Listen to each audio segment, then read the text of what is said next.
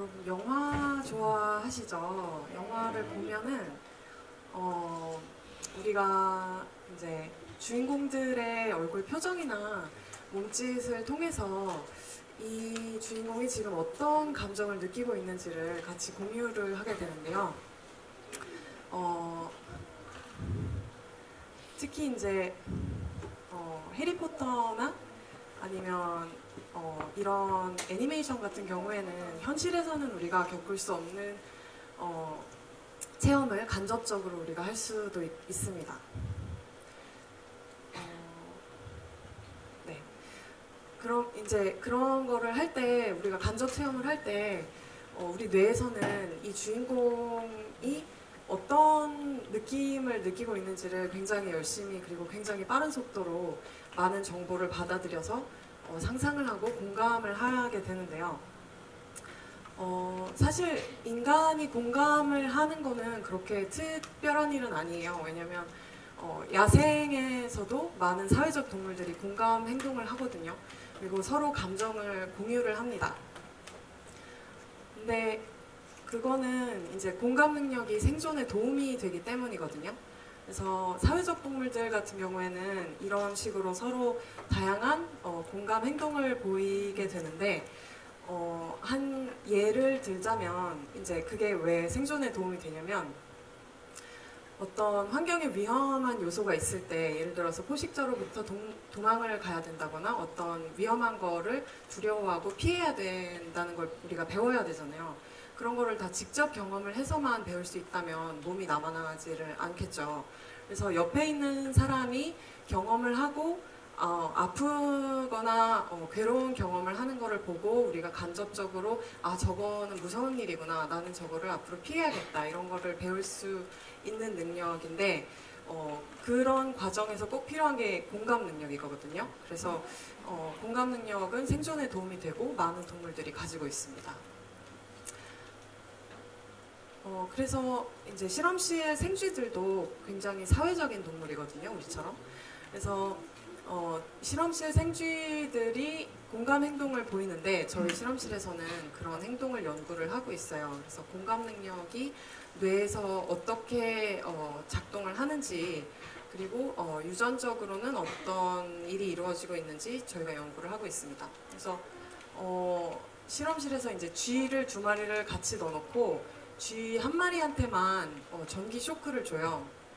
그러면은 이제 바닥에 전기가 들어오니까 쥐가 조금 아픔을 조금 느끼거든요. 그러면은 그거를 옆에 있는 친구 쥐가 보고 공감을 해서 이 쥐도 두려움이나 아픔을 표현을 하게 됩니다. 그거를 저희가 비디오로 자세히 관찰을 해서 쥐가 공감 능력을 어떻게 보이는지를 연구를 하고 있어요.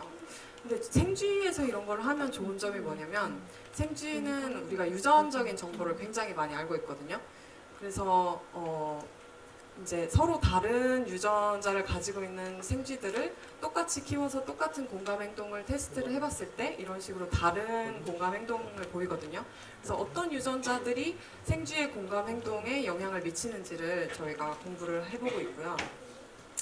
근데 생쥐는 유전적인 영향을 받는데 사람은 어떨까요? 사람의 공감 능력도 굉장히 복잡한 감정적인 과정인데 유전자의 영향을 받을까요? 예를 들어서 이제 자폐증이나 아니면 사이코패스 같은 경우 그런 식으로 이제 평범하거나 건강하지 않은 어떤 정신질환의 경우에는 여러 가지 유전자들이 잘못 이렇게 이제 수백에서 수천 가지 여러 가지 유전자들이 서로 상호작용을 하는데 얘네들이 잘못되면 자폐증이나 사이코패스 같은 것이 야기가 될 수 있다는 걸 우리가 알고 있어요. 그러니까 어떻게 얘기하면 이제 이런 질환들의 증상 중에 하나가 공감이죠. 그래서 공감 능력이 유전적인 영향을 받는다고도 말할 수 있지만 건강한 사람 같은 경우에는 우리가 이제 건강한 사람들에서 공감 능력이 어떻게 유전자에 영향을 미치는가를 최근에 연구를 많이 하고 있는데 그 개인차가 너무나 미미할 뿐더러 우리가 환경적 요인의 영향을 너무나 많이 받죠. 인간의 공감 능력이라는 것은 때에 따라서도 다르고 기분에 따라서도 달라질 수 있죠. 그래서 건강한 사람들의 공감 능력이 유전자로부터 얼마나 영향을 받는지는 아직 확실히 몰라요, 우리가. 그래서 환경과 유전자는 늘 서로 상호작용을 하고 있거든요. 우리가 유전자라고 하면 DNA 시퀀스를 생각하지만 나의 DNA 시퀀스는 사실 평생 똑같죠. 내 시퀀스는 한 가지지만 똑같은 시퀀스라도 그게 어떻게 조절이 되고 어떻게 관리가 되는지에 따라서 전혀 다른 건강적인 결과가 나올 수 있거든요. 그래서 그런 것들은 늘 환경의 영향을 받고 있고 또 유전자도 늘 나의 호르몬이나 성격 같은 거를 영향을 미치죠. 그리고 이 두 가지의 상호작용이 나의 행동을 결과를 가져오죠. 근데 내 행동에 따라서 늘 환경과 유전자가 바뀌어요. 유전자가 어떻게 관리되는지도 내 생활 양식이나 사고방식에 따라서 영향을 받거든요. 그래서 이제 환경적 요인과 유전적 요인을 서로 따로 떼서 생각하는 거는 사실 굉장히 어려운 일이에요. 그럼에도 불구하고 유전자가 어떻게 우리의 행동을 영향을 미치는가를 공부하는 학문이 있는데 이제 그거를 저희가 비헤이비얼 제네틱스라고 부르고 있어요. 굉장히 재밌는 학문이에요. 감사합니다. 혹시 일하는 세포라는 만화 아세요? 최근에 굉장히 인기였는데 일하는 세포라는 만화가 있어요. 굉장히 귀여운 만화인데 거기 보면은 여러 가지 세포가 나와요. 세포들이 다 각기 다른 역할을 가지고 있고 자기의 역할에 따라서 외모나 성격이 굉장히 달라요. 근데 그거는 혈액 세포뿐만이 아니고 우리 뇌 속에 있는 뉴런들도 마찬가지예요. 우리 뇌 속에 있는 뉴런들도 한 가지 뉴런이 아니라 적어도 수십 가지의 서로 다른 뉴런들이 있고 그 뉴런들은 다 서로 다른 유전적 발현을 하고 있어요. 유전자 발현이 다르니까 모양새도 다르고 서로의 역할과 기능도 달라요. 그런 여러 가지 뉴런이 있는데 크게 두 가지로 나눠볼 수도 있어요. 억제성 뉴런과 흥분성 뉴런이 있는데 이제 흥분성 뉴런들은 뇌에서 계속 얘네들이 파이어링을 하죠. 서로 여러 사람들이 수다를 떠는 것처럼 계속 파이어링을 해요. 커뮤니케이트를 하죠. 근데 걔네들을 이제 특정한 종류의 여러 가지 억제성 뉴런들이 억제를 하는데 이제 이 억제하는 타입도 좀 달라요. 어떤 애들은 딱 너 지금 조용히 해 이렇게 딱 입을 막아버리는 억제도 있고 좀 다른 방식으로 억제를 하면 너 지금은 얘 말을 좀 더 잘 들어 대신에 얘 말은 한동안 무시하는 게 좋겠어 이런 식으로 억제하는 방식도 좀 다르거든요. 근데 이런 그런 억제성 뉴런들의 차이점도 굉장히 재밌고 이런 것들이 다 복잡하게 합쳐져서 우리 뇌에서 억제와 흥분의 밸런스가 맞춰지게 되는데 이것이 이제 우리들의 뇌의 기능을 만들어내고 정보를 만들어내요. 그게 우리 뇌가 일하는 방식인데 그런 뇌의 활동성을 네, 감사합니다. 사람에서는 주로 fMRI에서 재거든요. 그래서 이제 fMRI에서 공감 능력을 연구한 결과가 있는데 자기가 직접 아픔을 겪을 때랑 자기가 사랑하는 가족이 아픔을 겪는 거를 옆에서 지켜보고 있을 때 fMRI를 재서 이제 이 두 가지를 서로 비교해서 공감 능력에 관여하는 뇌 부위를 찾은 연구가 있거든요. 이제 그래서 ACC나 인슐라라는 특정 뇌 부위가 공감 능력에 중요한 역할을 하고 있고요.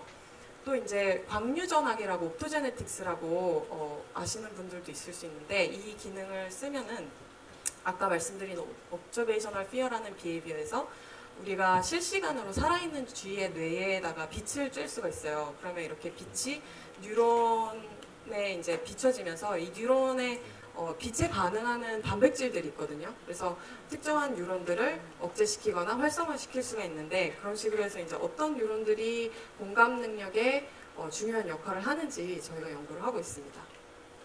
또 뇌과학에서 중요한 다른 테크닉들이 이제 있는데 뉴런들의 활동을 저희가 전극이나 뭐 이런 것들을 이용해서 재기도 하고 이런 거는 이제 뇌에다가 전극을 넣어서 볼티지를 잴 수 있거든요. 뉴런들이 활동을 할 때마다 볼티지가 올라가요. 아니면 이제 활동을 할 때 볼티지도 올라가지만 칼슘도 올라가거든요. 그래서 칼슘을 비디오 촬영을 해서 뉴런들을 촬영하는 방법이 있습니다. 이거 혹시 비디오 해주실 수 있어요? 네, 감사합니다. 이게 이제 시간을 좀 빨리 돌린 건데 실제 살아있는 쥐에서 이런 식으로 머리 위에다가 굉장히 작은 현미경을 얹어서 칼슘 레벨을 움직이는 쥐에서 잴 수가 있어요. 이런 거를 저희가 하고 있고요.